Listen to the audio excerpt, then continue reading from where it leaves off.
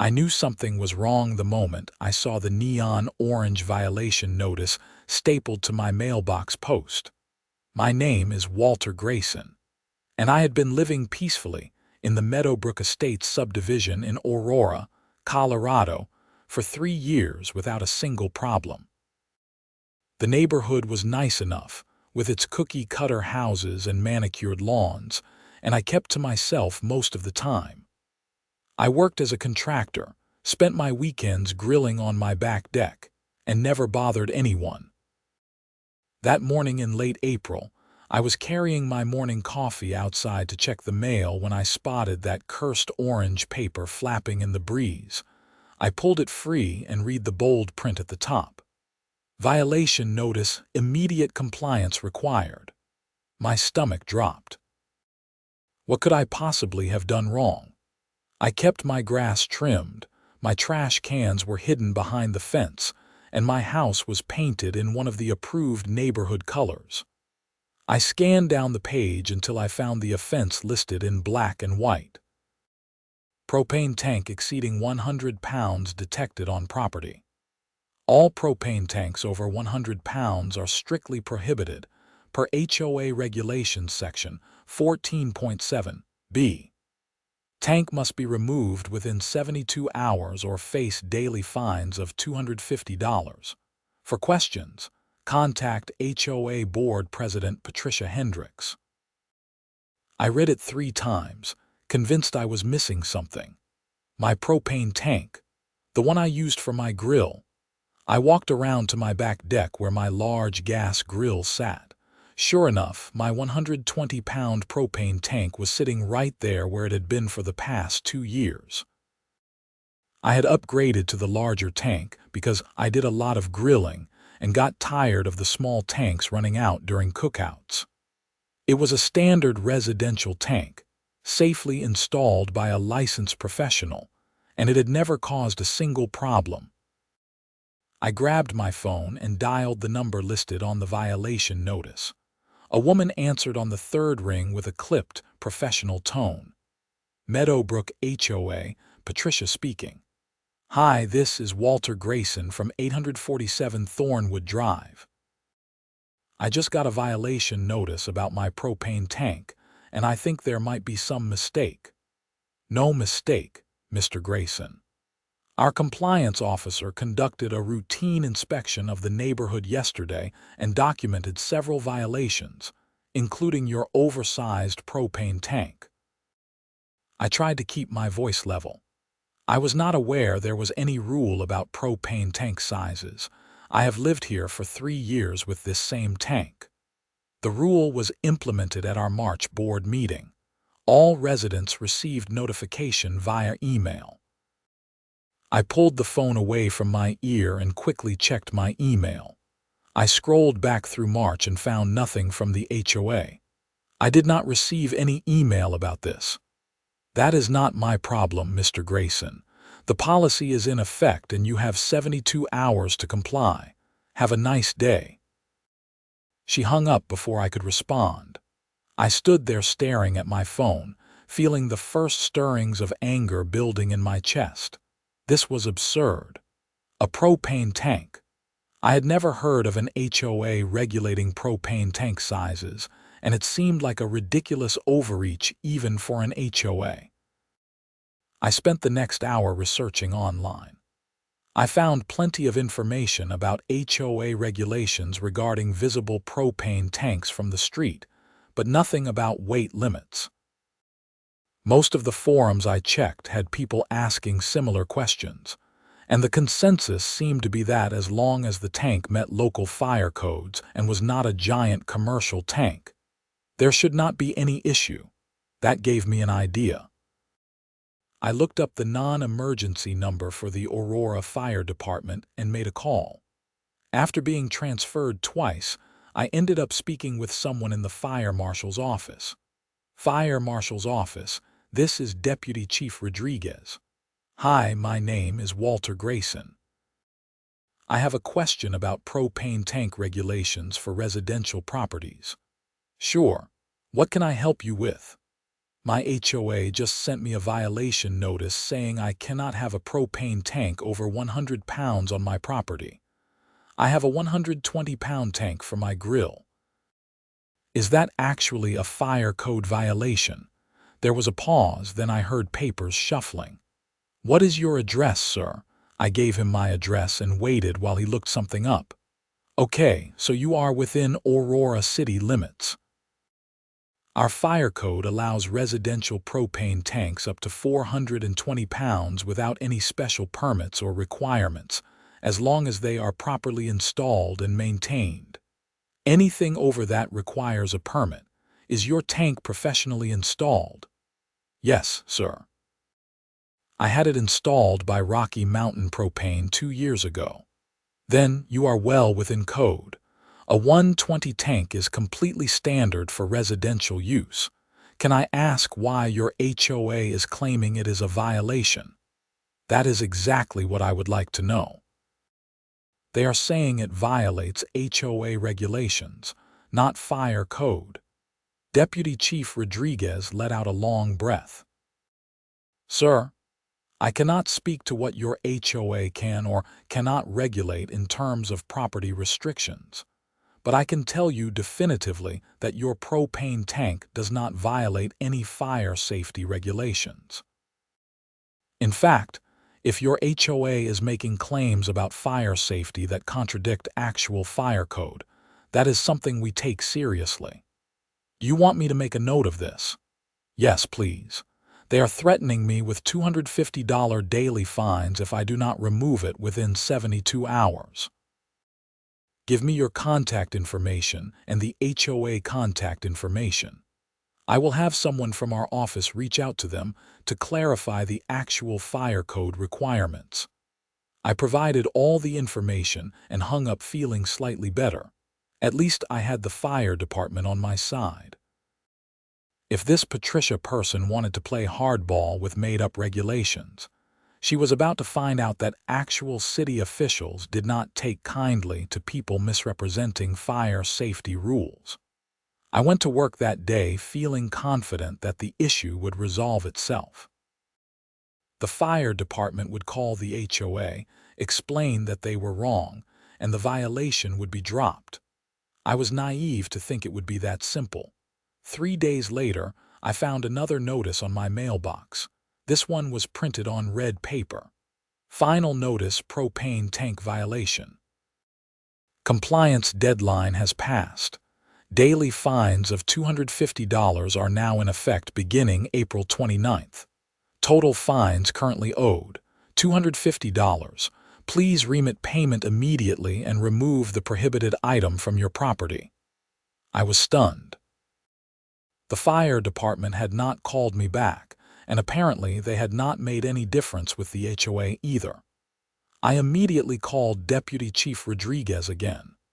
Mr. Grayson, yes, I remember your case. I actually had Deputy Marshal Jenkins call your HOA 3 days ago.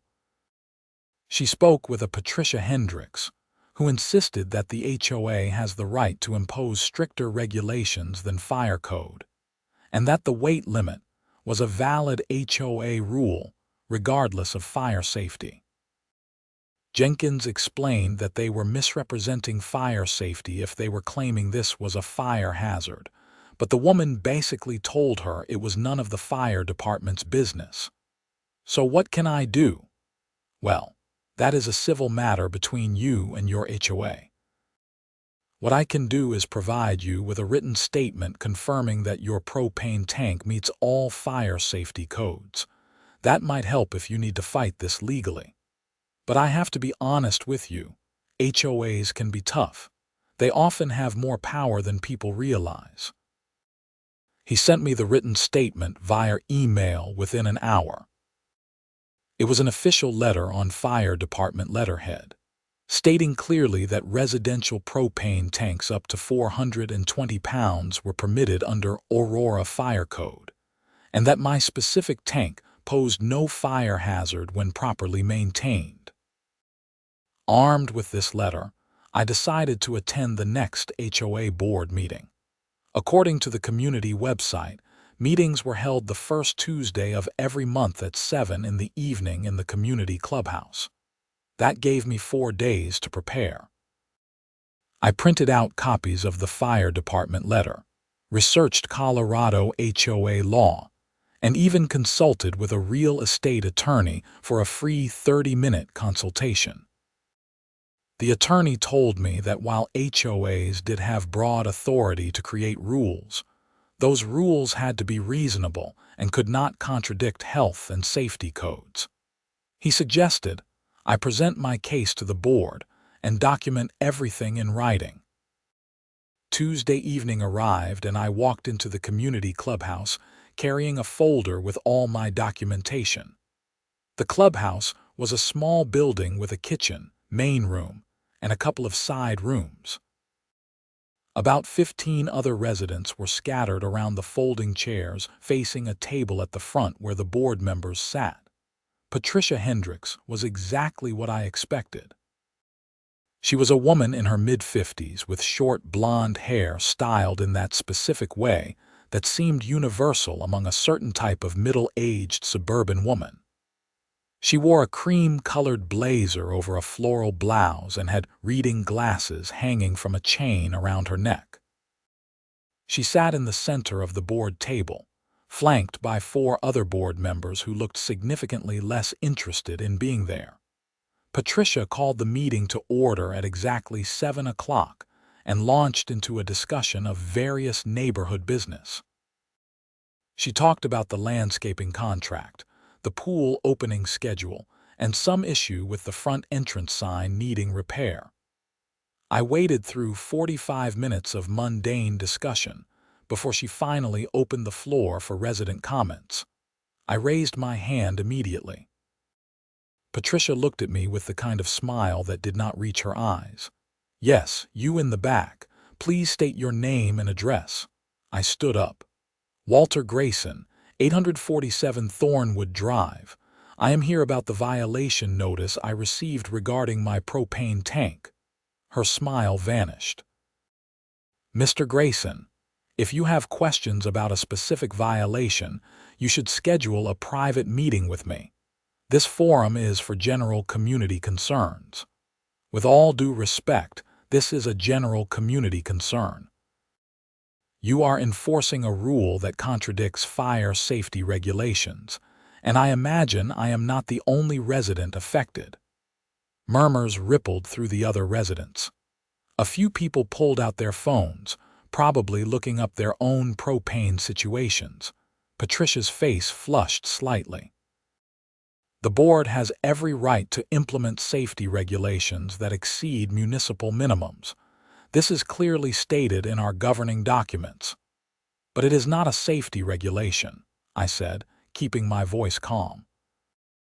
"I have a letter here from Deputy Fire Chief Rodriguez of the Aurora Fire Department stating that my propane tank is well within fire safety codes. In fact, residential tanks up to 420 pounds are permitted. My tank is 120 pounds. You are not exceeding safety standards. You are creating an arbitrary rule that has nothing to do with safety." I walked forward and handed copies of the fire department letter to Patricia and the other board members. She barely glanced at it before setting it aside. "Mr. Grayson, this board conducted extensive research before implementing this policy. Large propane tanks are an eyesore and can decrease property values.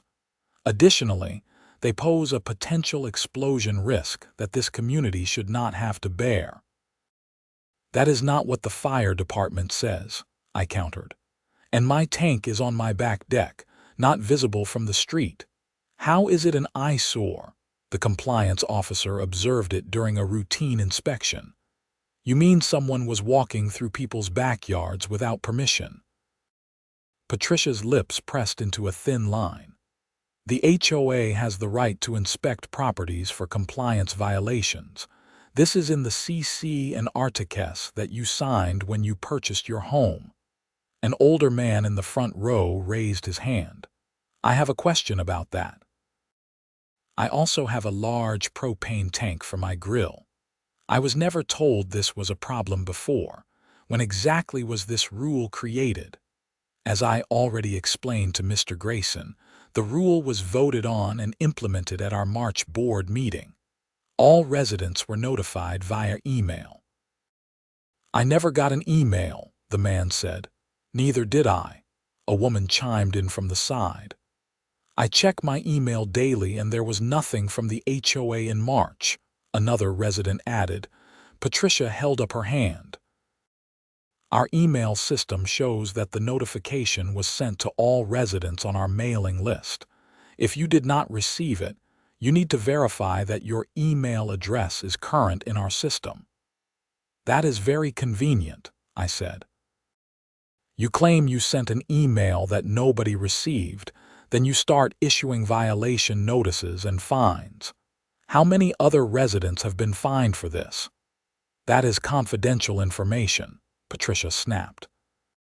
One of the other board members, a younger man who had been quiet until now, cleared his throat. Patricia, maybe we should table this issue and review the policy. If the fire department is saying it is not a safety issue, maybe we need to reconsider. Absolutely not, Brian. We voted on this policy and it stands. Did all 5 board members vote on it? I asked. Patricia hesitated for just a moment. 3 voted in favor, which constitutes a majority. Were the other 2 members present for the vote? 1 was absent and 1 abstained. So you and 2 other people created a new rule, did not properly notify the community, and are now issuing fines based on that rule despite the fire department saying it is unnecessary. Does that about sum it up? The room erupted in side conversations. Several residents were clearly upset, and I could see Patricia losing control of the meeting. Mr. Grayson, you are out of order. Please sit down or I will have you removed from this meeting. Removed by who? You are not a government body, you are a homeowners association. You cannot have me arrested for speaking at a public meeting. This is not a public meeting. It is an HOA meeting and I decide who has the floor. Patricia's voice had risen to nearly a shout. Her face was flushed and her hands were trembling slightly as she gripped her pen. The board member named Brian spoke up again. Patricia, I think we need to take a vote on whether to suspend this propane tank rule until we can review it more thoroughly. This is clearly causing confusion and the fire department's input is relevant. I will not suspend a policy that this board legally enacted, Patricia said through gritted teeth. Then I am making a formal motion to suspend HOA Regulation Section 14.7b pending further review. Do I have a second? Another board member, a woman in her 40s, raised her hand. I second that motion. Patricia looked like she wanted to explode. This is highly irregular. We cannot simply reverse board decisions because one resident complains. We can vote to suspend a policy for review, Brian said. That is well within our authority. All in favor of suspending Section 14.7b. Brian and the woman who seconded raised their hands. The other 2 board members looked at Patricia, then at each other. Finally, one of them slowly raised his hand. Motion passes 3-2, Brian announced. The propane tank restriction is suspended pending further review. Patricia stood up so abruptly her chair scraped loudly against the floor. This meeting is adjourned. She gathered her papers and stormed out of the clubhouse, leaving the other board members and residents sitting in stunned silence. I walked up to Brian after most people had left. Thank you for that. I was not expecting any support from the board. He shook his head. Patricia has been getting increasingly difficult over the past year. She pushes these policies through without proper discussion and then refuses to listen to any feedback. This propane tank thing was particularly bizarre. I asked her during the March meeting where she got the idea, and she claimed it was a standard regulation in most communities, but I looked into it and found nothing to support that. Do you think the suspension will stick? It should. We will have to put it on the agenda for next month's meeting and have a proper discussion. With the fire department's letter, I cannot imagine any legitimate reason to keep the restriction. Between you and me, I think Patricia just does not like the look of larger propane tanks and made up a safety concern to justify banning them. I thanked him again and headed home, feeling cautiously optimistic. The rule was suspended, which meant I should not be getting any more fines. I just needed to wait for the next meeting and hopefully, the whole thing would be permanently resolved. That optimism lasted exactly 6 days. I came home from a job site to find my propane tank missing. The spot on my deck where it had sat was empty except for the disconnected gas line and some scuff marks on the wood. My grill was still there, but the tank was gone. I immediately checked my backyard fence and gate. The gate was closed but unlocked, which was strange because I always locked it. I went back inside and reviewed the footage from my security camera that covered the back deck. What I saw made my blood boil. At 10:30 that morning, while I was at work, Patricia Hendricks and another man in a blue uniform had entered my backyard through the gate. The man had disconnected my propane tank, loaded it onto a dolly and wheeled it out. The entire theft took less than 10 minutes. I saved the video file and called the police non-emergency number. Within an hour, 2 officers arrived at my house. I showed them the violation notices, explained the situation with the HOA, and played the security footage. "So let me make sure I understand," the older officer said. "Your HOA president came onto your property without permission and removed your propane tank, even though the HOA board voted to suspend the rule about propane tanks." "Exactly. And I have all the documentation showing the rule was suspended at the meeting last Tuesday." The officers exchanged a look. The younger one spoke up. "Sir, this is pretty clearly theft. The fact that she is your HOA president does not give her the right to come onto your property and take your belongings. Do you want to press charges?" "Absolutely." "Okay, we will need to take your statement and collect this video evidence. Do you know where the propane tank is now?" "No idea, but I am guessing either Patricia has it or she took it to whatever company that guy works for." I pointed at the man in the blue uniform on the video. The younger officer leaned closer to the screen. "That looks like a uniform from Quick Haul Junk Removal.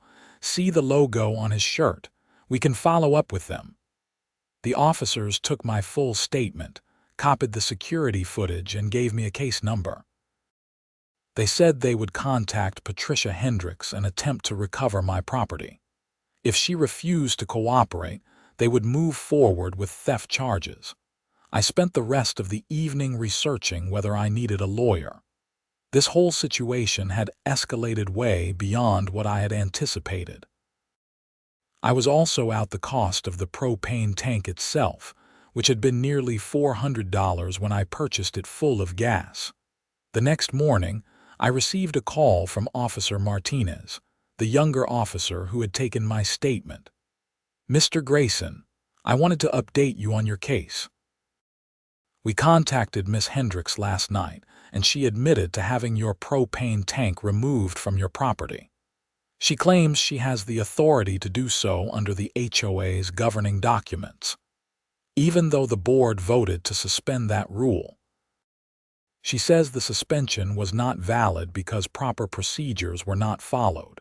She also says she sent you multiple notices about the violation and you refused to comply, so she had the right to abate the violation herself." I could not believe what I was hearing. That is insane. She cannot just take people's property. "We agree with you, sir. We explained to Miss Hendricks that regardless of HOA rules, she does not have the right to enter your property without permission or remove your belongings. She became quite belligerent and insisted we did not understand HOA law. We have referred the case to the district attorney's office for potential criminal charges of theft and trespassing. What happens now? The DA will review the evidence and decide whether to file charges. In the meantime, we did locate your propane tank. Quick Haul Junk Removal still has it. Miss Hendricks paid them to remove it but never told them to dispose of it, probably because she knew that would be destruction of property. You can pick it up from their facility anytime. I will send you the address. Thank you, officer. I really appreciate your help with this. No problem. And Mr. Grayson, I would recommend documenting everything from here on out.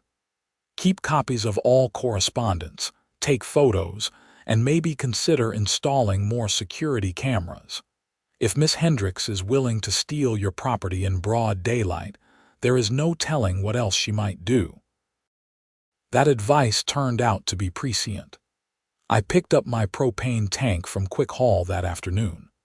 The manager there was apologetic and explained that Patricia had told them she was removing a hazardous violation and that the owner had refused to comply. He had no idea it was essentially a theft situation. I reinstalled my propane tank on my deck that evening and added 2 more security cameras to cover all angles of my backyard and side gates. I also put a heavy-duty lock on the back gate. If Patricia wanted to try something again, she would have to break through a lock, which would be even more clearly criminal. The next HOA board meeting was scheduled for the first Tuesday in June. In the weeks leading up to it, I noticed several other residents in the neighborhood had also received violation notices for various infractions. A guy 3 houses down got cited for having the wrong color mailbox.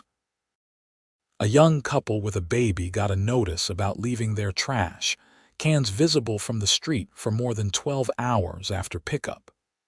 An elderly woman got fined for having weeds in her flower bed. It seemed like Patricia was on a rampage, and I suspected it was retaliation for the embarrassment at the last meeting. I started a Facebook group for Meadowbrook Estates residents and invited everyone I could find. Within a week, we had over 60 members, and the complaints about Patricia and the HOA were flowing freely. People shared their violation notices, their fines, and their frustrating interactions with Patricia. One person had been fined $500 for painting their front door a shade of red that was supposedly not on the approved color list, even though 3 other houses in the neighborhood had nearly identical red doors. Another person had received a violation for parking their work truck in their own driveway overnight, despite there being no rule about vehicle types. The pattern was clear. Patricia was using her position to bully residents and collect fines. Some people suggested that she might be profiting from the fines somehow, though nobody had proof of that. As the June meeting approached, I coordinated with several other residents who wanted to voice their concerns. We decided to present a united front and demand that Patricia step down as board president. We also wanted a full accounting of where all the fine money was going and a review of all the policies she had implemented in the past year. The night of the meeting, the clubhouse was packed. I counted at least 40 residents, which was unheard of for an HOA meeting. Usually only a handful of people showed up. Brian and the other board members looked nervous as they took their seats. Patricia arrived 10 minutes late and seemed surprised by the turnout. "Well, this is quite the crowd," she said, her voice dripping with false cheerfulness. "I hope everyone signed in on the attendance sheet. We need to talk about your behavior as board president," I said, standing up before she could launch into her usual agenda. "You have been issuing illegal fines, misrepresenting fire safety regulations, and you stole my property. We want you to resign." The room erupted in agreement. People were shouting their own grievances, waving violation notices, and demanding answers. Patricia's face went pale and then flushed deep red. How dare you make such accusations? I have dedicated countless volunteer hours to this community, and this is the thanks I get. You people have no idea what it takes to maintain property values and keep this neighborhood from turning into a slum. Nobody is asking you to volunteer anything anymore, said the elderly woman who had been fined for weeds. We are asking you to resign before you get sued or arrested. Arrested? Patricia laughed, but it sounded forced. I have not done anything illegal. Everything I have done is within my authority as HOA president. You stole a propane tank, I said loudly. The police have already referred the case to the district attorney. You committed theft and trespassing, and you did it on camera. The room went quiet. Patricia stared at me with pure hatred in her eyes. That propane tank was a safety violation, and you refused to comply with a legal order to remove it. I had every right to abate that violation. The board voted to suspend that policy, Brian interjected. You had no authority to continue enforcing it, and you definitely had no authority to enter Mr. Grayson's property without permission. The suspension was improper, and I did not recognize it, Patricia shot back. That is not how this works, Brian said, his voice rising. You cannot just ignore board votes because you disagree with them.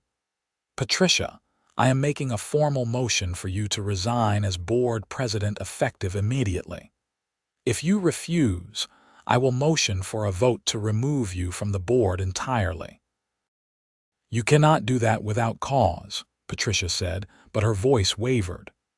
I think we have plenty of cause.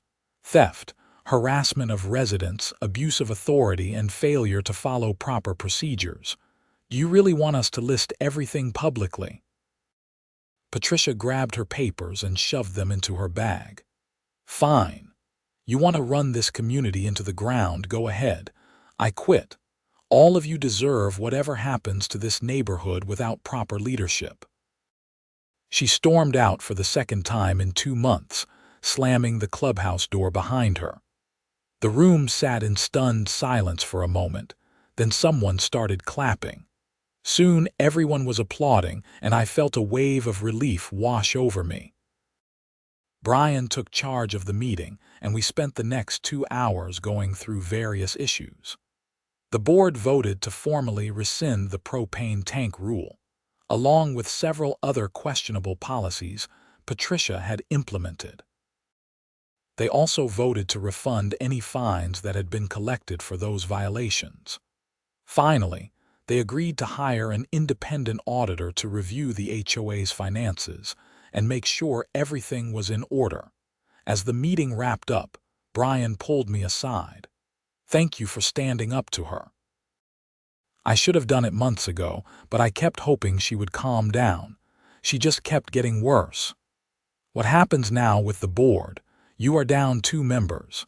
We will hold a special election to fill Patricia's seat and the other vacant position. In the meantime, the 3 of us can handle things. Honestly, it will be easier without Patricia fighting us on everything.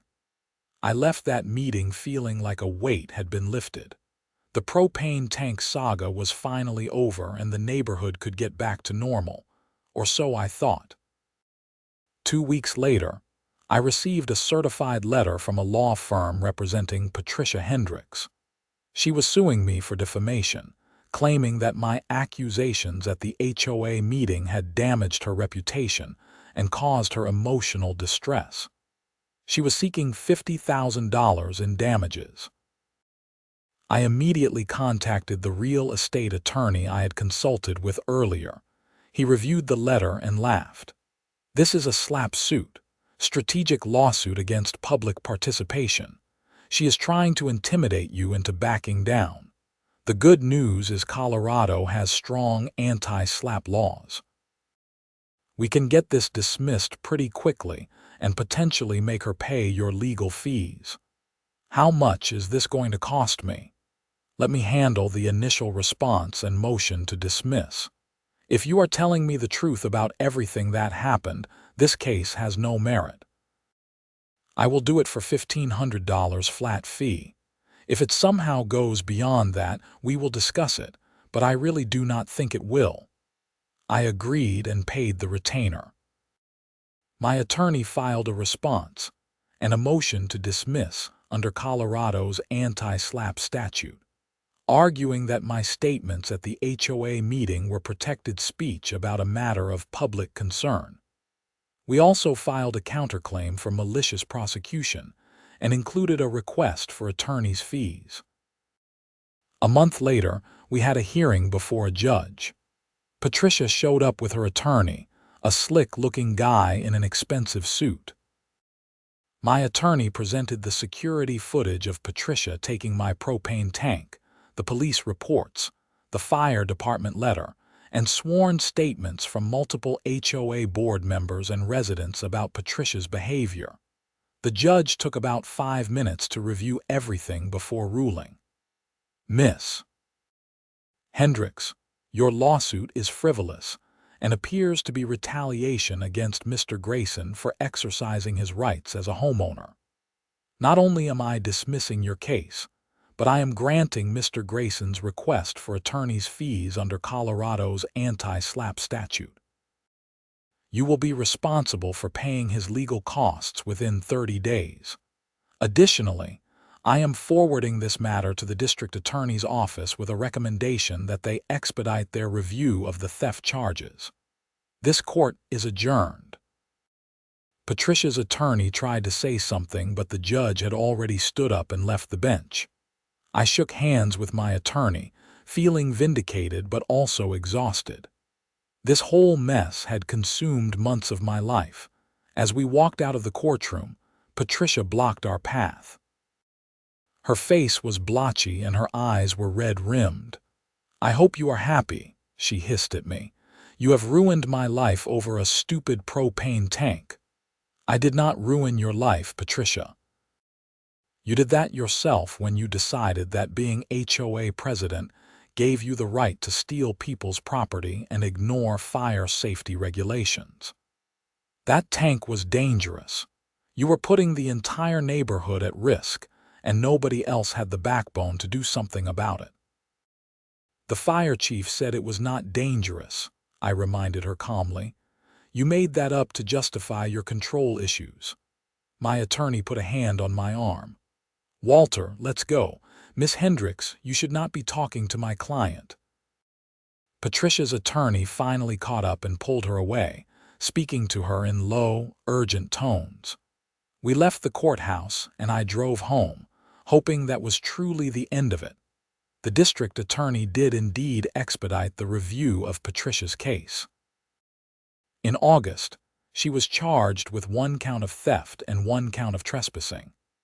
Because the value of the stolen property was less than $2,000, these were misdemeanor charges rather than felonies, but they still carried potential jail time. Patricia took a plea deal in September. She pled guilty to both charges, paid restitution for the value of my propane tank and my legal fees, and received 12 months of probation. She was also ordered to complete anger management classes and perform 100 hours of community service. The local newspaper picked up the story and ran an article about an HOA president who was convicted of stealing a resident's propane tank over a fake fire safety rule. The article quoted Fire Chief Rodriguez, who explained that residential propane tanks up to 420 pounds were completely legal and safe. The publicity was embarrassing for Patricia, and I heard through the neighborhood grapevine that she and her husband were putting their house up for sale.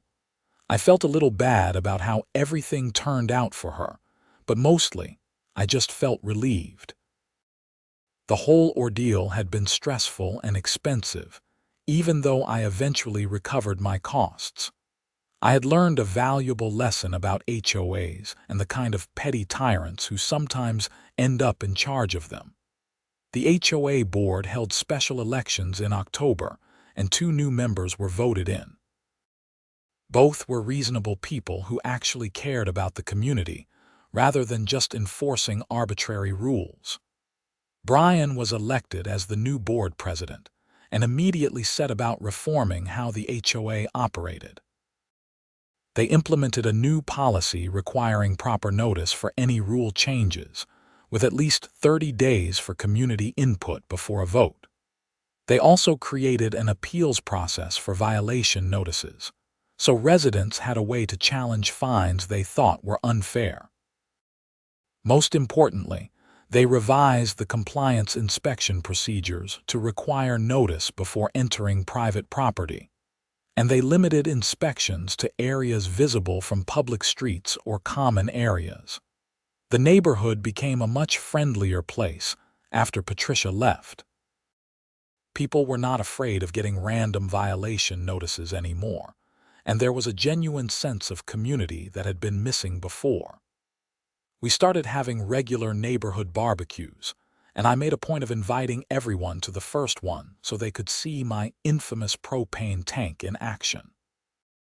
I grilled burgers and hot dogs for about 30 people on a warm November afternoon, and we all had a good laugh about the whole situation.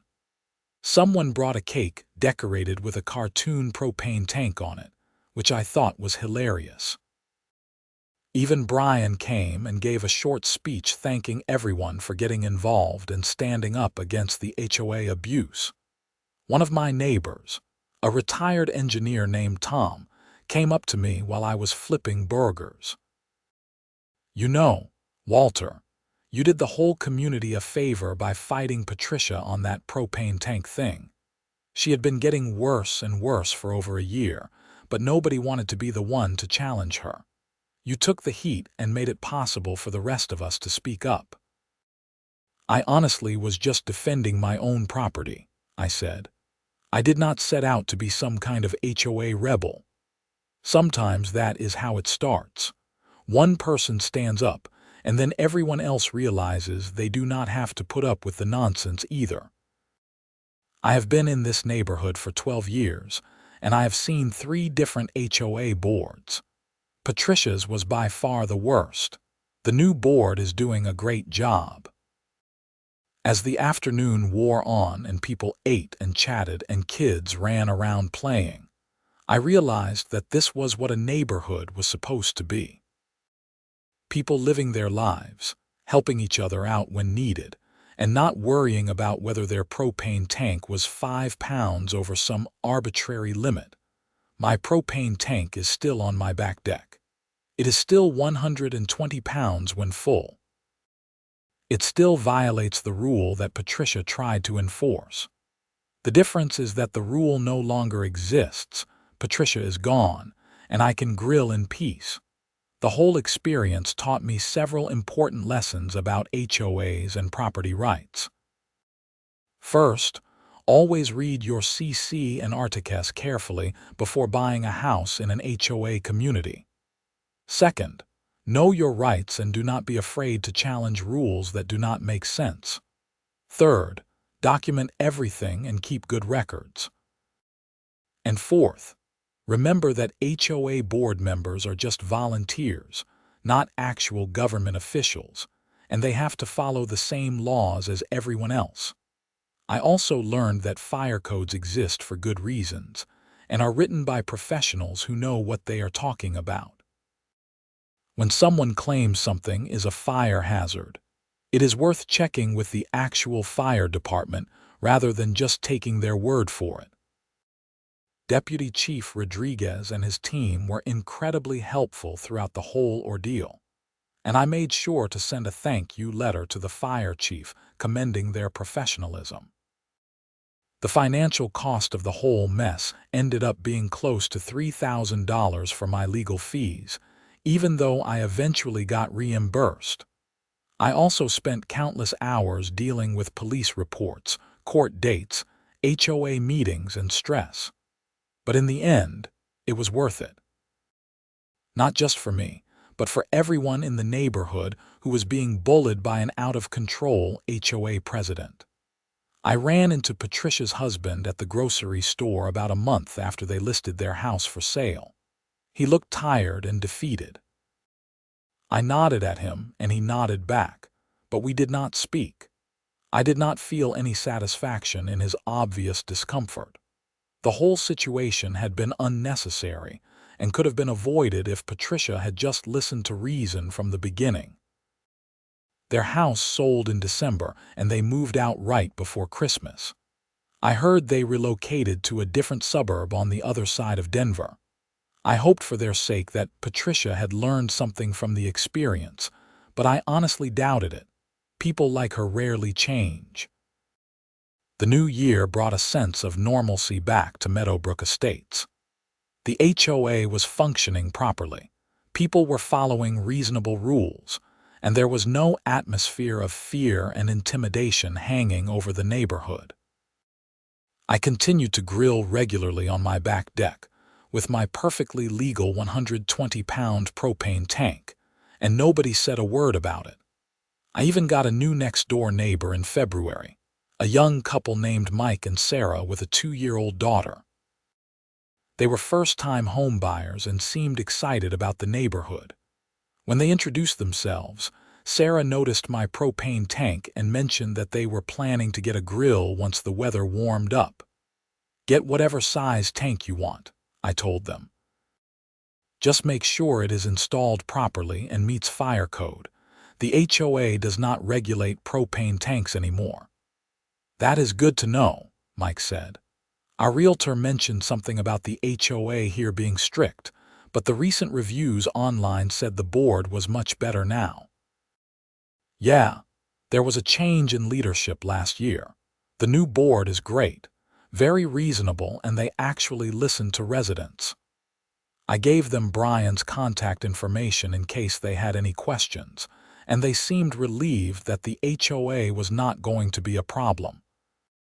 It felt good to be able to reassure them that they had bought a house in a genuinely nice neighborhood, not a community run by petty tyrants. Looking back on the whole propane tank saga, I realized that it was really about much more than just a propane tank. It was about standing up to bullies, even when they have some official title or authority. It was about knowing your rights and not backing down when you are in the right. And it was about community and how important it is for neighbors to support each other against unfair treatment. I also gained an appreciation for the systems in place to protect homeowners. The fire department, the police, the courts, and even the anti-SLAPP laws all worked exactly as they were supposed to. When Patricia overstepped her authority and broke the law, there were consequences. The system is not perfect, but it does work if you are willing to engage with it and fight for your rights. Some people asked me if I regretted buying a house in an HOA community after everything that happened. Honestly, I do not. The HOA itself was not the problem. The problem was one person who abused her authority and needed to be held accountable. Once she was gone, the HOA went back to serving its legitimate purpose of maintaining common areas and enforcing reasonable community standards. I did make sure to get more involved with the HOA after everything settled down. I started attending the monthly meetings regularly and even volunteered for the Architectural Review Committee. I figured that if I was going to complain about HOA overreach, I should also be willing to help make sure it did not happen again. Plus, being on a committee gave me insight into how decisions were made and helped me advocate for reasonable policies. The Architectural Review Committee turned out to be interesting work. We reviewed requests for things like fence installations, room additions, exterior paint colors, and yes, occasionally propane tank placements. I always made sure we were following actual safety codes and not just making up arbitrary rules. Whenever someone had a question about whether something was allowed, I encouraged them to check with the relevant city department first to get official guidance. We also updated the HOA's architectural guidelines to be much clearer about what was and was not allowed. The old guidelines had been vague and subject to interpretation, which had allowed Patricia to basically make up rules on the fly. The new guidelines were specific, included references to actual building codes and fire safety regulations, and had pictures showing approved examples. It made the whole process much more transparent and fair. By the time spring rolled around again, almost a year after the initial violation notice on my mailbox, Meadowbrook Estates felt like a completely different place. The neighborhood had regular events. People were friendly and not worried about constant HOA scrutiny. And property values were actually going up because of the positive community atmosphere. I hosted another barbecue in April to mark the anniversary of what my neighbors jokingly called the Great Propane Tank Rebellion. About 50 people showed up this time, including some of the new residents who had moved in over the past year. We grilled enough food to feed a small army, and my trusty 120-pound propane tank performed flawlessly. Brian gave another speech, talking about how proud he was of the community for standing together and demanding accountability from their HOA leadership. He also announced that the independent audit of the HOA finances had been completed, and everything was in order. There had been some questionable expenses during Patricia's tenure, but nothing that rose to the level of embezzlement or fraud. The board had tightened up the financial controls to prevent any future issues. As I stood on my deck watching kids play in the backyard and adults chatting and laughing, I felt genuinely happy. This was my home, my community, and it was worth fighting for. The propane tank incident had been stressful and frustrating, but it had ultimately brought the neighborhood together and resulted in positive change. I still think about Patricia sometimes and wonder if she learned anything from the experience. Part of me hopes she found a new community where she could channel her energy in positive ways rather than bullying people over arbitrary rules. But mostly, I am just glad she is someone else's problem now. The local news did a follow-up story about 6 months after Patricia's conviction, focusing on HOA reform and homeowner rights. They interviewed me, several other Meadowbrook residents, Fire Chief Rodriguez, and even a state legislator who was working on HOA reform legislation.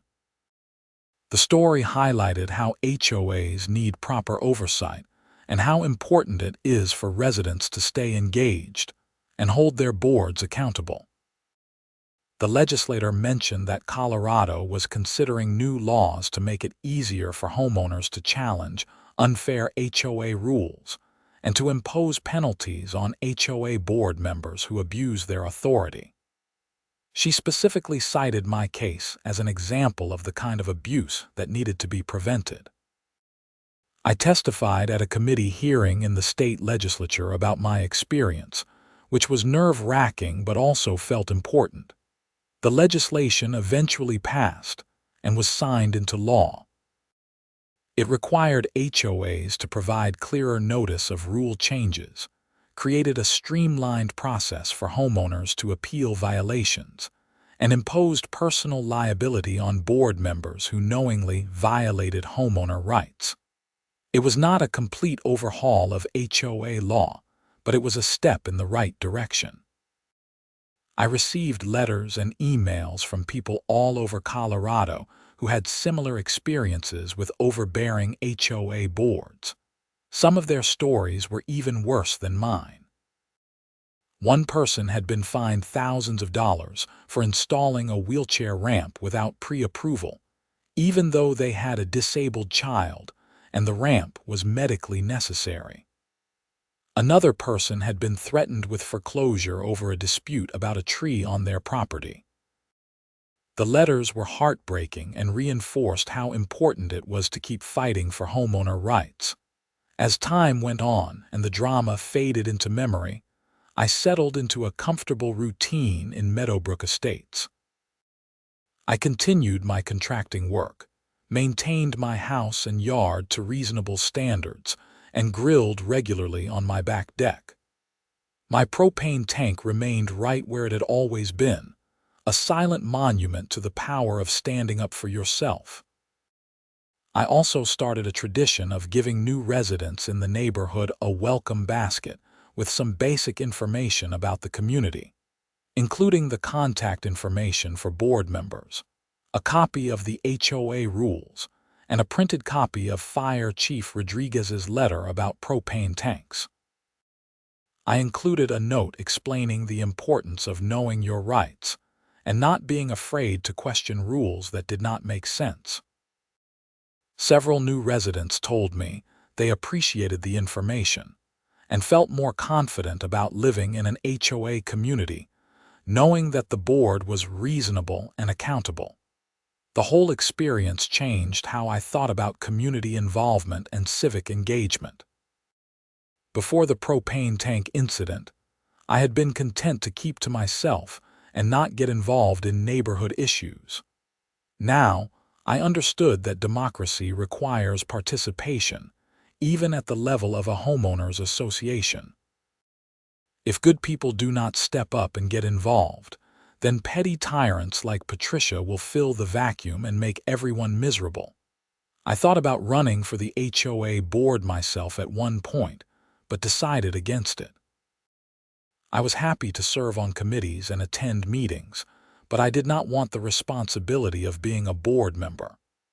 Brian and the others were doing a great job, and I trusted them to keep the HOA running smoothly. Sometimes the best thing you can do is support good leaders rather than trying to lead yourself. The Meadowbrook Estates HOA became something of a model for other communities in the area. Other HOA boards reached out to Brian to ask about how we had reformed our procedures and created a more positive community atmosphere. He was happy to share what we had learned, and I like to think that maybe our experience helped other neighborhoods avoid similar conflicts. My propane tank still sits on my back deck as I write this, over 2 years after Patricia tried to have it removed. It is a 120-pound standard residential propane tank, professionally installed and maintained, completely legal under fire code, and no longer prohibited by any HOA rule.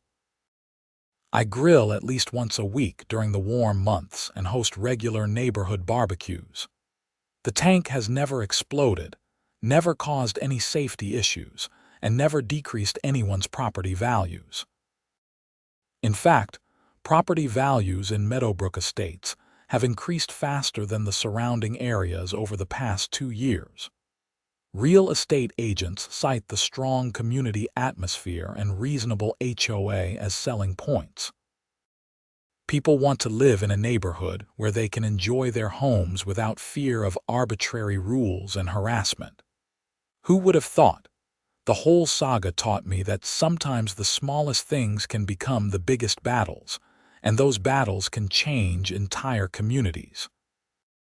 A propane tank weighing 120 pounds became the catalyst for reforming an abusive HOA, changing state legislation, and bringing neighbors together. It reminded me that standing up for what is right matters, even when it seems like a small issue that nobody else cares about. I still have the original violation notice that started everything, framed and hanging in my garage. It is a reminder of where we started and how far we have come. Sometimes when I am out in the garage working on a project, I look at that orange piece of paper and smile. Patricia thought she could bully me into compliance over a made-up fire safety rule, and instead, she ended up with a criminal record, and the whole neighborhood turned against her. I do not take any pleasure in what happened to Patricia personally, but I am glad that justice was served and that she was held accountable for her actions. The consequences she faced were appropriate for what she did, and I hope they deterred other HOA board members from similar abuses of power. As I finish writing this story, I can hear kids playing outside and smell someone grilling in their backyard. It is a warm evening in late spring, and Meadowbrook Estates is the kind of neighborhood it always should have been. People are living their lives, enjoying their homes, and not worrying about whether their propane tanks are the right size or their mailboxes are the approved color. The HOA handles the important stuff, like maintaining the common areas and enforcing basic standards, and leaves residents alone to enjoy their property. That is how it should be. That is how it could have been all along if Patricia had just listened when the fire chief said that 120-pound propane tanks were not a real safety hazard. But she did not listen, and that stubbornness cost her everything. Meanwhile, I still have my house, my propane tank, and a neighborhood full of friends who stood together when it mattered. And honestly, that propane tank grills a really good burger.